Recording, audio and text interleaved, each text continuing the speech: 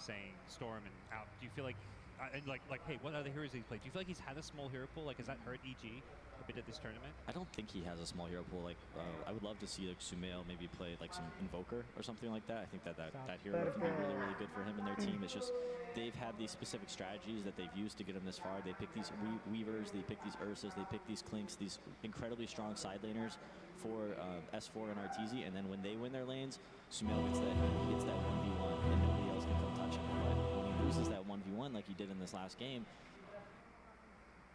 the game looks really weird for EG. Okay. Time, ladies and gentlemen. Let's get it. So game number 2 is just a minute.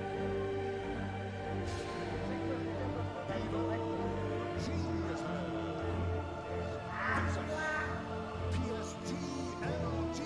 Game 2. Okay, draft underway momentarily. Just to finish off with some other things. During the group stages, he played Tiny, Storm Spirit, Alchemist, Murana, which has definitely dropped off during the main event. Kunkka, Ursa, Zeus, and Invoker. It's the smallest hero pool of any of the EG players trying to get through. Which is understandable.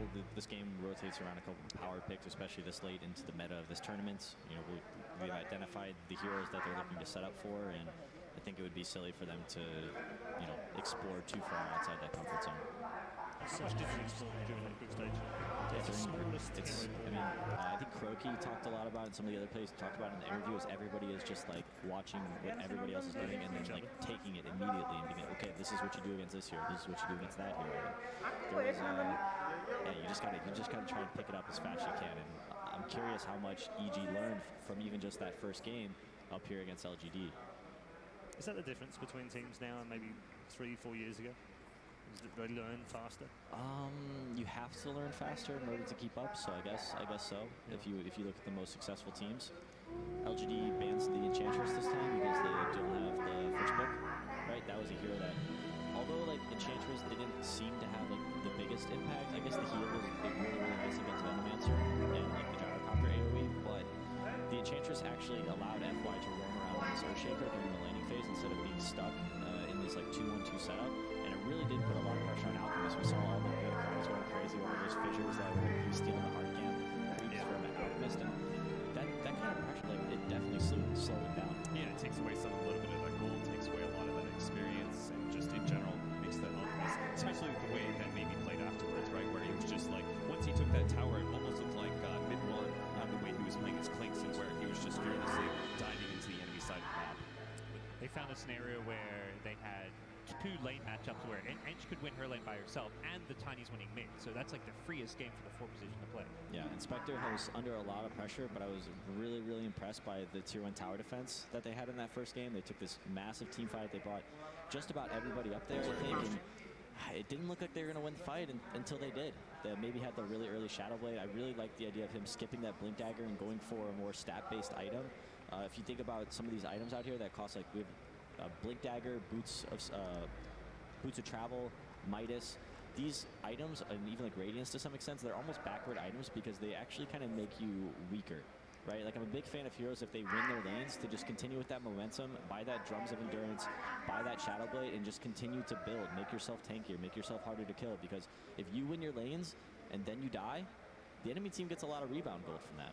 I like the fact that you mentioned the safe lane tower defense, because that is actually something that's different than what mid-1 would do, right? Mid-1 would invade the enemy's safe lane, take their tower away, and then take over that jungle area. But instead, LGD basically protect their safe lane tower, which also prevents evil geniuses from spreading into that jungle area, I think they knew that they were just stronger because they had felt that they had won their lanes, and they were like, we are just stronger than them right now, and we should not concede anything. Yeah. And one thing that I think that a lot of like these mid players are doing when you have these like really one-sided mid lane matchups, or like let's just say you're in any lane as a core or a support and you're losing your lane, your first response is like, okay, we need to get this laning phase over with. We need to go somewhere else and do something else. But the proper response, I think, from the enemy team is, let's say the Alchemist starts going to the jungle, right? Tiny, he should go to the jungle too, right? Or if Alchemist goes top and tries to take that tower, Alchemist or Tiny should just follow him, because Alchemist, all he's trying to do is get away from this Tiny because he can't win the lane.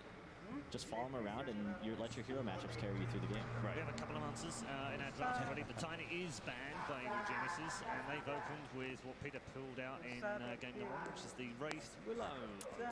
Yes. VG.